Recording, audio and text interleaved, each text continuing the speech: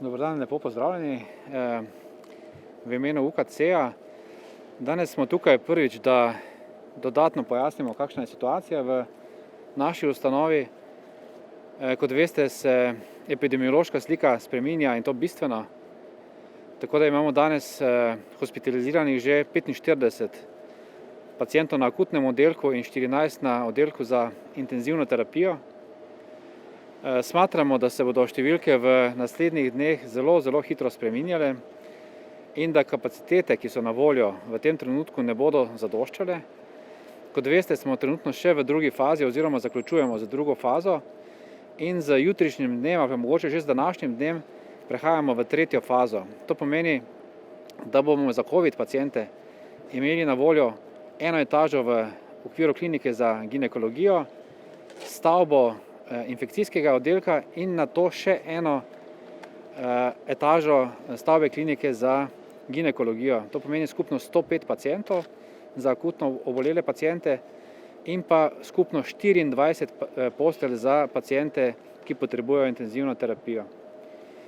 To pomeni enormen napor za celotno ustanovo.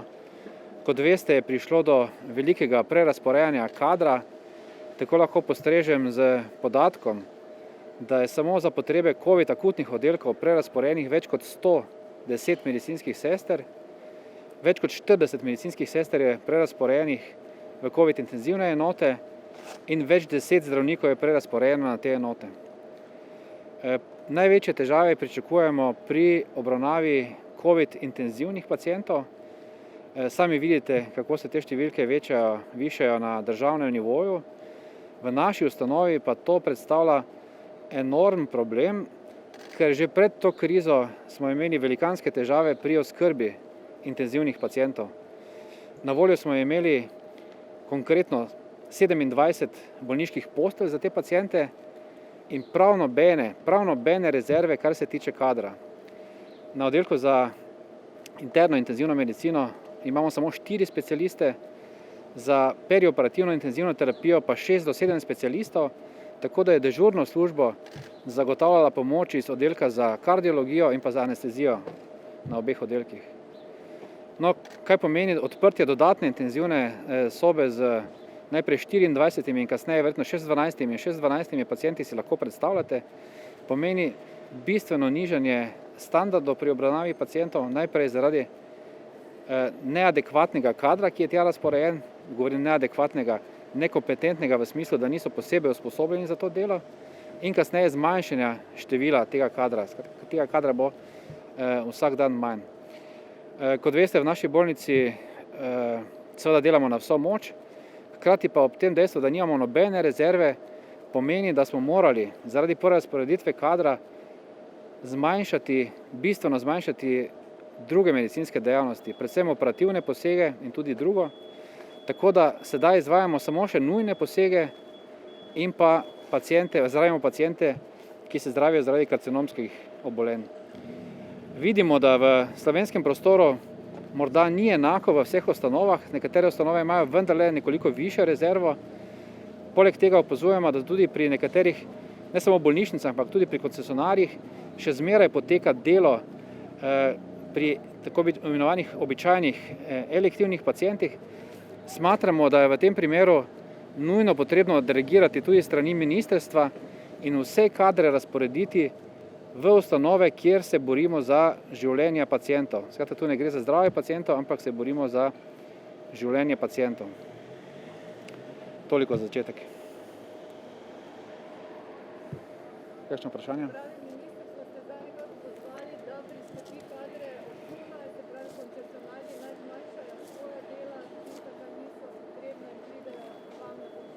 Da, smatramo, da je treba triažni sistem vpeljati enakomerno v celotni državi za vse paciente.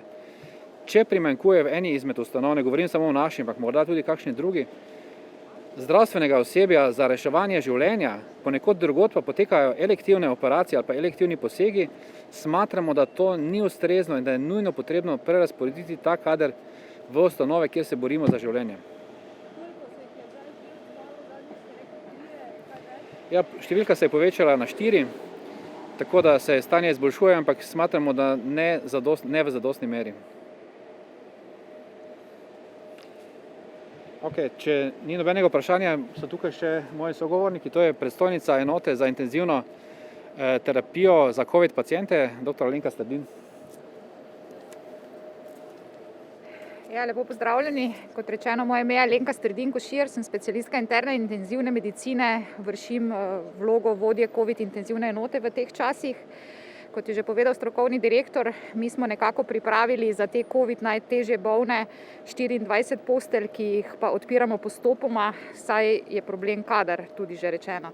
V tem trenutku se zdravi 14 bolnikov. Za teh 14 bolnikov imamo v tem trenutku na voljo približno 40 sester, od tega jih je približno 15 takih, ki so v intenzivnih enotah do sedaj že delale. Nekako razmerje 40% proti ostalemu. Od teh 14 bolnikov najmlajši je star 39 let, mehanično ventiliran, najstarejši 80 let. Priliv v COVID intenzivno v tem trenutku je od 2 do 4 bolnike na dan, tako da pričakujemo, da čez teden ali dva čez en teden bo ta intenziva verjetno polna in bomo mogli razmišljati o nadaljnjih kapacitetah. Zdaj, ko govorimo o sestrskem kadru, kar je naše najbolj ozko grlo že rečeno, vsakič, ko dodamo postelje, vsakič, ko dobimo dodatne bolnike, sestre prerazporejamo. Prerazporejamo jih enakovredno iz obeh ostalih intenzivnih, ki delata skoraj normalno naprej in seveda razrečimo s tem znanje in ustrezno strokovnost tudi v tistih dveh intenzivnah. Ostale pa drugo polovico sester pa dodamo iz drugih delovišč, anestezije, operacijskih dvoran. Mogoče toliko zaenkrat, no? Če imate kako vprašanje.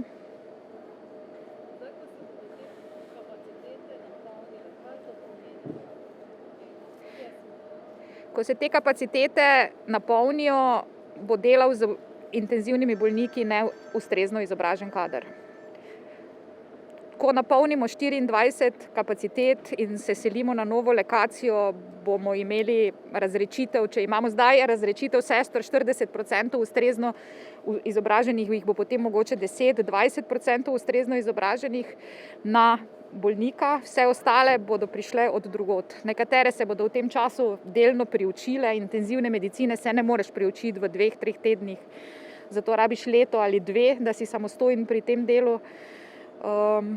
In potem bomo delali po protokolih. Poskušamo sprotokolizirati obravnavo COVID intenzivnih bolnikov, pripravili smo protokole terapije, preiskave, mehanične ventilacije, vse, kaj tak bolnik potrebuje, kar je seveda ni čisto ustrezno zdravljenje. Vsak bolnik je drugačen, ljudje si nismo enaki, tudi intenzivistični bolniki nismo enaki, kar pomeni, da zdaj še uspemo individualiziran pristop k vsakemu bolniku in zagotavljamo znanje.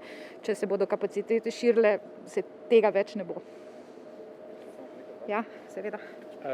Če dovolite, jaz bi rad še enkrat poudaril, da so bili rezultati pri zdravljenju intenzivnih COVID pacientov v prvem valu in do zdaj odlični. Preživetje je 70%, samo 30% ljudi, ki so se zdravili v COVID intenzivni enoti, je umrlo, kar je bistveno manj kot v Avstriji in tudi v Nemčiji, kjer je ta rezultat približno 50%.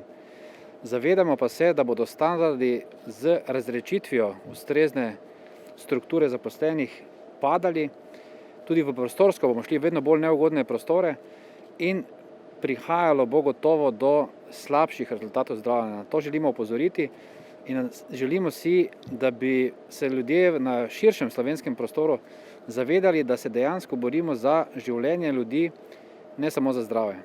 In da je to zelo pomembno in da v tem trenutku morda ni čas za skrajševanje čakalnih dob in za zdravljenje elektivnih bolnikov, ampak za skupen pristop pri reševanju življenja. Še kako vprašanje?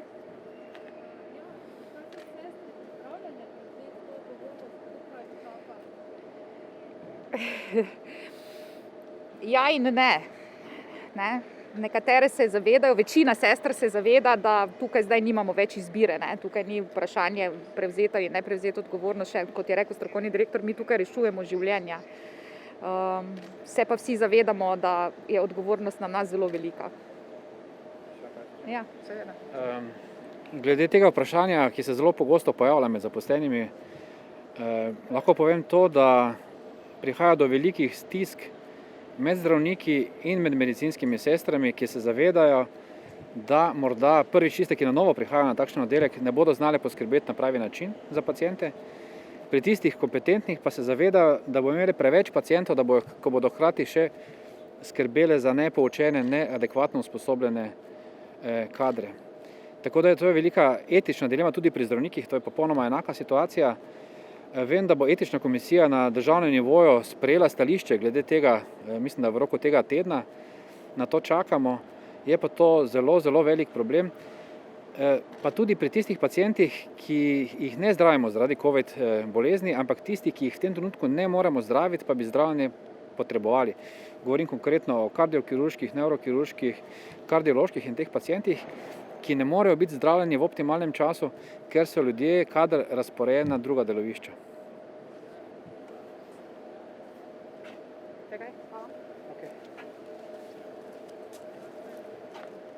Lepo pozdravljeni, sem Franc Venšek, sem predstojnik oddelka za intenzivno interno medicino. Zdaj predstavil bi samo naš vidik. Zdaj naš oddelek ima 12 postelj, na leto obravnavamo nekje 750 bolnikov.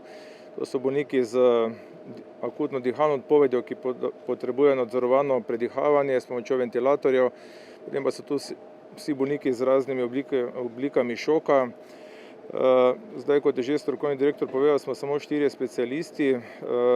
Zdaj, težava je, da seveda mi žal ne moremo zmanjševati število intenzivnih postelj, zato ker seveda priliv bolnikov ostaja čez vso leto enak, še posebej v zimskem času, ko se poveča število bolnikov z okužbami dihal. Seveda k nam prihajajo tisti, ki potrebujejo tako nadzorovano predihavanje s pomočjo ventilatorjev. Seveda nekje 50 bolnikov potrebuje zaradi odpovedi pljuč tudi zunajtelesni krvni obtok, ECMO. Tako da zdaj število postelj pri nas žal zmanjševati ni možno. Zdaj, koliko smo opazili tudi v zadnjih 2 mesecih, je težava v tem, da se bolniki tudi nekako kasneje prihajajo v bolnico, zato ker so se osebni zdravniki, bi rekel, težje dosegljivi oziroma so dosegljivi samo po telefonu in se čakajo dalj časa doma, preden se poiščejo zdravniško pomoč, tako da žal prihajajo k nam že kar z napredovalo obliko dihalne odpovedi.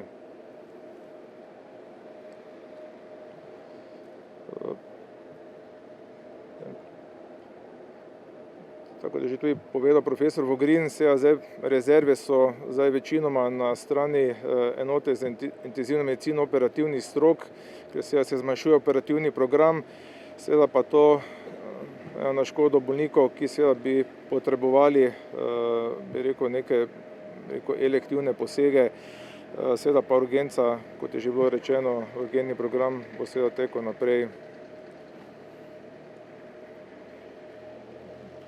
Zdaj na naš oddelek, to, kot še moče povem, gravitirajo vsi bolniki klinike za interno medicino, potem so tu bolniki oddelka za nevrološke bolezni in pa seveda tudi bolniki oddelka za pljučne bolezni, ki je dislociran. To je več kot, bi rekel, 300 bolniških postelj na 12 intenzivnih postelj pri nas.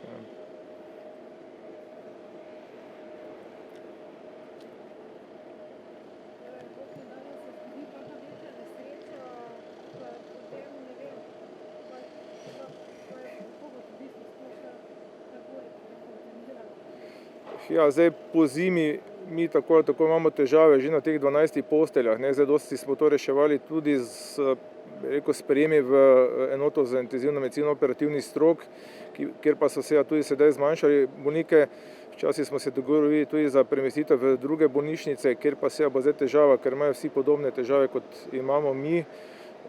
Tako da bomo videli, kaj bodo prinesli ti zimski časi, zimski meseci.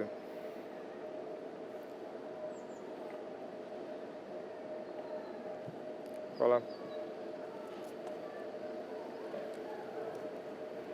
Lepo pozdravljeni tudi v mojem imenu. Moje ime je Iris Živko in sem strokovna vodja oddelka za internistično intenzivno medicino. Že pred mano so veliko povedali o tem, pa jaz mislim, da vsega se vsemi temi številkami ne da opisati. Kot ste videli, veliko kadra je premeščenega tako na naš oddelek kot iz našega oddelka. Premalo je kadra, ki je usposobljen delati z težkimi pacienti, z aparaturami. Tako kot se srečujejo na oddelku za COVID pacienti, se tudi na našem oddelku kolegice, ki so premeščene, s tem srečujejo. Kolegice so v stiski, želijo si, hočejo pomagati in so tudi pripravljene se hitro učiti. Hvala Bogu, imamo to možnost, da nam pomagajo tako zdravniki kot ostale sestre, da jih vključujemo v delo in da jih bomo čim prej, koliko bo možno, usposobiti, da bomo si lahko pomagali in da bomo nadaljevali z tem delom, ki ga imamo. Številke, kot ste videli, naraščajo, vse samo bolezni za COVID-om ni, so tudi druge, ostale bolezni in teh bo zdaj vedno več. Tudi tem je treba zadovoljiti vse te potrebe. Moje kolegice so, bom rekla, zelo pripravljene, zelo si želijo, da bi to izpeljale tako kot treba. Vse vas pa prosijo, da nam pomagate s tem, da upoštevate vse navodila, skrbite za vas in za vaše najbližje in da dejansko ostanete optimistični.